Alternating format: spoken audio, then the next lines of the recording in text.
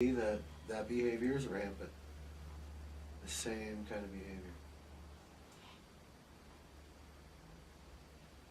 Because you're not dealing with a mature populace. The American people have been regressing for a long time. Right? Into childish behavior. You see it everywhere.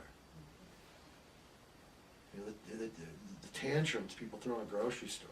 You see it. It's everywhere. Well, what I usually say is, I said, "Excuse me, can I finish?" Oh no, you can't. And they do. They will quiet. They will stop. But. And then I talk real fast to try and get it all out. Come back at me. It's hard.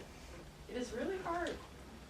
You just say, if you're incapable of having this conversation right now, without it being a continuation of understanding, then can you call me back when you get your ADD pills and take them? But that's not my society. You don't understand. You don't understand them two people she works with. But it's even They're nuts. But it's even airlines. You could actually say that stuff. It's airlines, tour company. I mean, it's even when I go personally and try and get something done, customer service. Okay, big thing, customer service. And that's what my whole life evolves, because of what I do. And I try and resolve things, and I try and get things done. And I can't, because people don't listen. They won't listen until I have to get upset. And I hate doing that. I get upset. I hate having to say, "Would you just let me finish what I've got to say?" It bothers me. It does, because I wish I didn't have to say that. But what can I do other than go live in a cave or be around our big, be in a big, huge commune with same-minded type people. Well, I live in the same world you do. Huh? I live in the same world you're having to participate. I have to participate in it too. Yeah. And you hear that a lot. I get that a lot. I don't have any. I don't know. I guess when you're in a job, it's a lot different. Because I have no vested interest in whether anyone's actually listening to me or not. You obviously have to, because you got to get it done, right? Right. Yeah, I don't know. Unless you're going to turn into a Mother Teresa and the whole thing, I guess it's kind of... Well, we already got that figured out. I told her she's going to be leaving that job at the end of the year. Yeah, that takes care of it. I told her, collect your Christmas bonus and then leave. Yeah, that takes care of it, doesn't it? That's the tiny part of the whole... Right, because there's still going to be people like me interrupting so many people This is a mother-daughter that own this business that she works for. It doesn't matter. I'm interrupting her right now, as you are. That's what she's talking about. It doesn't have anything to do with the people she's working with. Trying to let you know her situation is what I'm saying. These two women are nuts. There's no... Do you know anyone who isn't? Yeah, but I mean, this is real extreme. I mean, to be in a work environment like that where the owners of the business are constantly fighting with each other, it's going to take its toll on you, because those vibes get transformed to you when you're in close proximity. Yeah, but I think the situation that she's referring to, she's right. It's everywhere. It's when you're talking to your mother. It's when you're talking to your kids. When you're talking to your spouse. It's when you're talking to someone you're courting. I mean, the whole thing. There's not a whole lot of listening to what's being said going on. There's just a reaction to it, an interpretation of what's being said, and then something spit out. But the interpretation is incorrect. I mean, that's the breakdown. I mean, that's the ultimate breakdown, is when two people are trying to communicate with each other, and one is speaking, they think quite clearly. But that, just because you're doing that doesn't mean the other person's going to hear it clearly. They might have a whole systematic way of dealing with information that they learned from, say, Catholic school. That is going to change entirely what someone just told them into something they did not say. That's rampant. Well, you just said this. No, I didn't. That's what you took from it. I hear you get that a lot. I mean, a lot of people, marriages, That's probably the most said thing in marriage.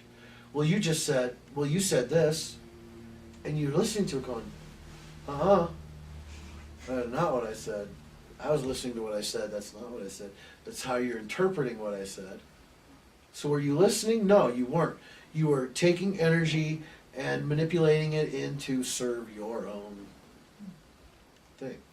So when you're dealing like someone on the phone, I can see it. They're probably frustrated, a million things to do, and they just want to get it done, but they don't want to calm down and see their way through it.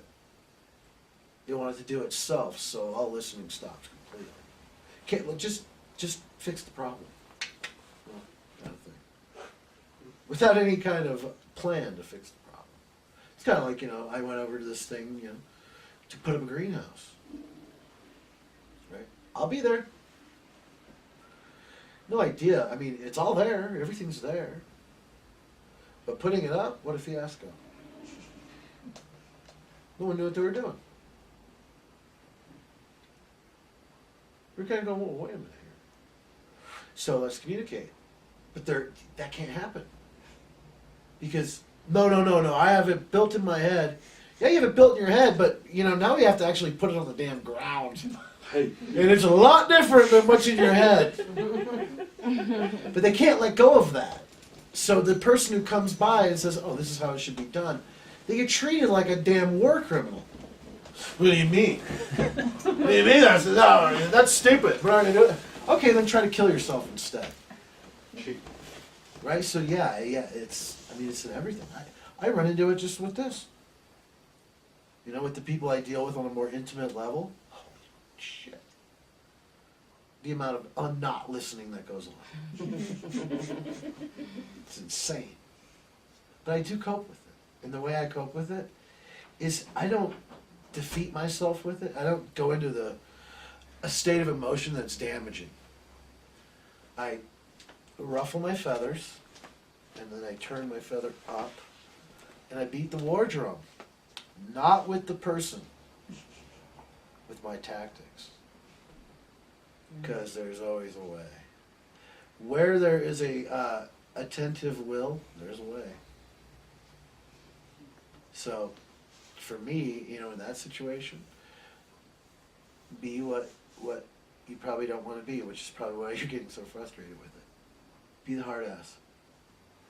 Listen, this is how I would do it. Listen, you need to be quiet. You hear what I'm telling you. Write this down, okay? Give their mind something to do. You got a pen? All right. Write this down. And then say, in a way that, because now you're giving them something to do. They're going to be objective. They're going to transcribe what you said. Don't let them write it down on a notepad in their mind, because the words will start to move around and bullshit will be different. Like he said, whispers in your ear. Now, if you whispered in her ear, and it went around the room, it's going to be different by the time it gets to me, right? But if you wrote the fucking thing down and passed it around, it's going to be insane. Correct? Oh, So get them to write it to you. That's how I would, that's what, try it.